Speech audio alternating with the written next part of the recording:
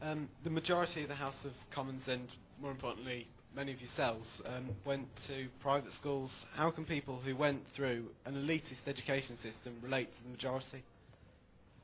Okay, Ed. That is one of those things which happens in your life. And decisions were made when I was 11 about where I went to secondary school. I went to State Primary School, but I went to Nottingham High School. David Cameron went to Eton. To be honest, I don't actually think the issue really is where you went to school. I think it's about what choices you make for the future and what you think is important in terms of the decisions you make. And our children go to state primary schools, they'll go to state secondary schools. Is that really the issue? I think actually the issue is, are you willing to invest in the resources to back great teaching in our schools? And I'm very happy to say, on the basis of doing this job for 3 years, I think the best head teachers, the best school leaders in our country are teaching in maintained state schools up and down the country. They do a fabulous job. And it's because of that experience that I'm very committed to state education. But it still creates a divide while there is a private system and a state system. Would you abolish I wouldn't abolish private schools, because I think in the end I wouldn't like to live in the kind of society where you didn't allow people to make those choices. And we've had private schools since before we even had state schools, and some people, a minority, choose to go private, and they choose for a range of different reasons, sometimes for reasons about education, sometimes for other reasons. But my choice would be for our children to go to a state school, because I think that's the best way to get prepared to live in our country for the future. Michael? I'm deeply indebted to my mum and dad. I'm really aware of the fact that they adopted me. And then, like Ed, I went to a state primary school, and I went to a school in Scotland, quite similar to the one that Ed went to. And they made big sacrifices to send me there. And as a result, I had a fantastic education. And that's really brought home to me how important it is to have a great education. But one of the other things I realised is that if I didn't have my mum and dad, who were so generous and prepared to make those sacrifices, then I wouldn't have enjoyed that great education, and I might have gone to a school which didn't provide me with those opportunities. So one of the things that's at the back of my mind is the need to extend to more and more people the sorts of opportunities that I was fortunate enough to enjoy. I don't think it's possible for any of us who are politicians to really understand the lives of everyone in this country, because frankly, anyone who wants to be a politician is odd to begin with, and so therefore our capacity to understand everyone in this country is limited.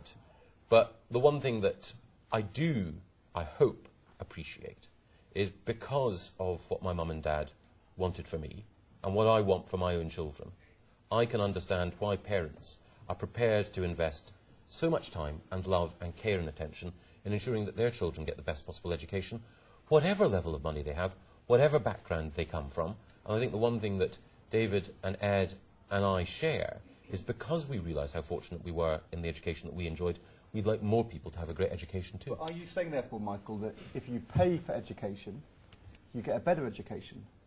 Because that's what you implied there. No, I'm just saying that my mum and dad made particular sacrifices for me. And I'm not going to criticise my parents. When you say you want more people to get those choices, does that mean you want more people to go to private schools? No, I want more people to have a great education, but it's because of the... But does a great education mean a private education? It certainly doesn't, no. But I'm impressed by the fact that across this country, whether or not people are wealthy or whether or not people have resources, mums and dads want the very, very best for their children. And my parents made a specific sacrifice for me, as Ed's did for him. And I wouldn't criticise Ed's mum or dad. I wouldn't say that they were wrong in making that decision. I don't think Ed should criticise my mum or dad either. I'm not criticising your mum and dad. Yeah, David, you come in. It was 25 years ago, though. 25 years ago. We're going back to the House of Commons style. But can I just say that I think that the question you've asked is the most important one in the whole of education policy. Because what you've said is, how come only 7 young people out of 100 in this country are educated in private schools, and yet all 3 of us, because that's the fact, we're educated in private schools, and you know, can we therefore properly represent those people at 93% in state education? And my answer to you would be, that is a very powerful point that demonstrates how unequal this society is. One of the things that makes me want to be involved in politics is that I am very passionate that the opportunities that I had at my school should be available to every young person. And one of the things that most blights this country is that we still have an education system where how well you do is hugely determined about who your family were, who your parents were, how much income they had, to the extent that we are more unequal in that regard than almost any other rich country in the whole world apart from America. Your life chances, your educational opportunities are so much shaped by who you were born to and where you were born to. And that's why in the manifesto that my party, the Liberal Democrats, is putting together for this general election, we've just pinpointed 4 priority things, because there isn't so much money to go around at the moment because of the state of the economy. And the most important one to me is the extra money that we're saying we'll put in, even with all the problems we've got with the public finances. And that extra money will go to the schools that need it most, that have the biggest challenge, in order to deliver smaller class sizes, better teaching, more one-to-one tuition, in order to close the gap that you've pointed out, which is the biggest problem that we've got in the education system in this country and in society. All right, we have to move on. But Luke, do you think that going to private school gives you an advantage? Well, I think the advantage might be unfair, because I think everybody should be equally allowed to have the same opportunity. Yeah, which is what you were all saying, really, in the end, I think. It is, but what we're not saying, I suppose, and I think you might be disagreeing with us on this, is the problem you're putting to us is the private school, state school divide unfair? Yes, it is.